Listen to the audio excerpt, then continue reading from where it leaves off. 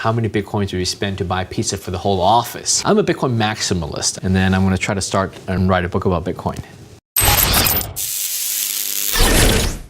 Hi, I'm Molly. I'm here with Cointelegraph, and we're also speaking to Bobby Lee, who's the co-founder of BTCC and a board member at the Bitcoin Foundation. So first of all, welcome to Blockshow Europe.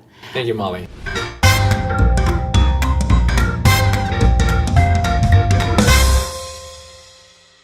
My first question for you is if you could tell me a little bit about what you're doing at BTCC now in regards to regulation in China, how the mission has changed from when you first started and up until today. Yeah, so BTCC actually got acquired. An investment group in Hong Kong acquired the company late last year and closed early this year. So there's a new management in place. So I've stayed on as advisor to the company. So I'm just helping them out on some strategic projects. So in terms of their actual day-to-day stuff, I don't have that visibility to share.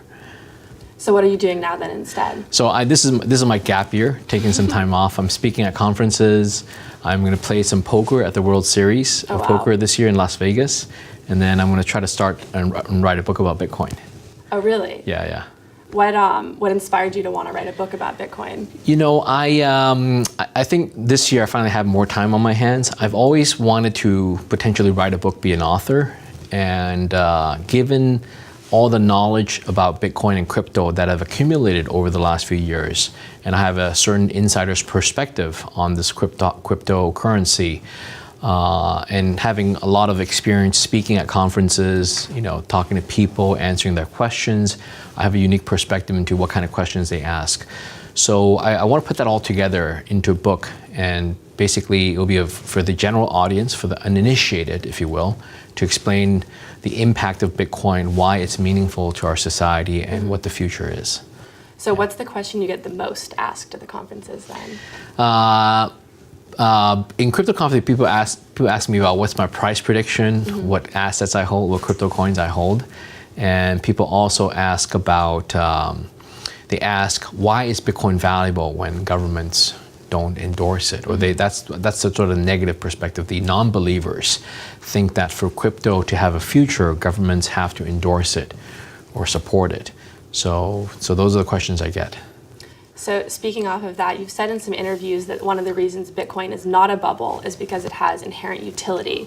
Could you expand more about that? Yeah, absolutely. Bitcoin's utility is that, now again, the utility is only to the eye of the beholder who finds it useful, but Bitcoin is very, very useful as a form of payment for people who are separated by distance or by time. So meaning that if people want to send large or small amounts of money, when they're geographically apart, usually long distances across time zones, across countries and jurisdictions, Bitcoin is a very efficient way to send value across. As long as both people value Bitcoin and understand that its market price varies. So they agree on a price and they can send the amount of Bitcoins and get that invoice or payment paid. So it's very useful. And Bitcoin's also useful for sending through time. If you think about Bitcoin investors, people like myself and possibly you and others who invest in Bitcoin, what we're really doing is we're saying, let me put in $1,000 into this Bitcoin machine, and I will send it to my future 10 years later. It's an interesting way to think about it. Or 5 years later, or 2 years later, right? It doesn't work for the short term because then it's very volatile. If I send it to me a week later, I open it up and sell the Bitcoin a week later, it might not achieve $1,000.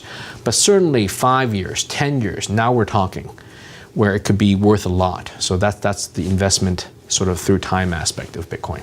So do you consider yourself a Bitcoin purist? Because you said once in an interview that you wouldn't touch any other altcoins, but you did say, maybe I'll change my mind in the future. So have you changed your mind? Yeah, so Bitcoin, I've said that many times, both in recent times and over the years. I'm a Bitcoin maximalist. I think that's what they call it. It may be a purist, but I definitely, the only 4 coins I have and hold are Bitcoin, Bitcoin Cash, Litecoin, and Ethereum. So those are the only things I hold. So everything else I consider an altcoin, and of course the tokens themselves I don't touch. These centralized tokens issued by companies and groups I don't touch. Yeah. Going back to the beginning about your work for BTCC, So you've had experience working in China, and now in the past few months, there's been a lot of really strict regulations that have been forcing crypto companies out. Do you think that in the future, China will ever be more open and welcoming to the crypto community? It's possible. I've said this before, and sometimes people take it the wrong way. So I think China certainly has room to change their policies. It could happen within a few months, or it could take a few years, or it could take decades. So China is a mystery when it comes to regulation and policies because of the form of government being that kind of government. It's not very transparent in terms of what they want to do with crypto.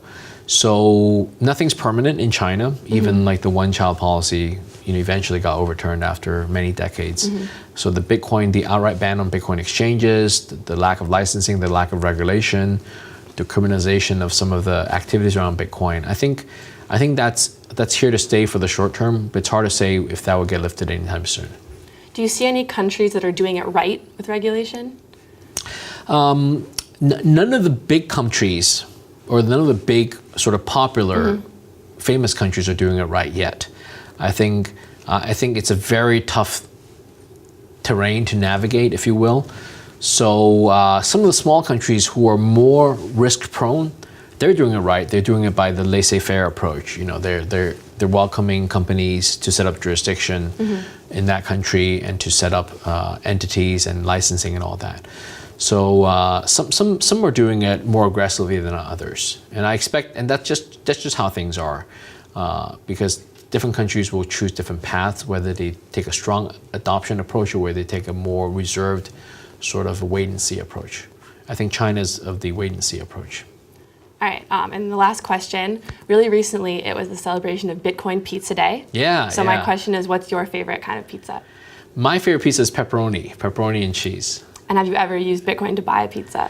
I haven't used, so what we did do is we, last year at BTCC, I think we spent we did it 2 years in a row, and they did it again this year. It was like, how many Bitcoins did we spend to buy pizza for the whole office? And at one point it's like over 5 Bitcoins, and last year may have been like 2 or 3 Bitcoins. And this year, certainly less than 1 Bitcoin. Yeah, of course. Yeah. So it's been amazing to see that. Yeah, coming from, 10,000 Bitcoins 10,000 Bitcoin for two pizzas, yeah, now down to just less than 1 Bitcoin to feed the whole office, right? Yeah. All right, great. Thank you so much for speaking with us. Thank you, Molly. Cointelegraph. Like, subscribe, and hodl.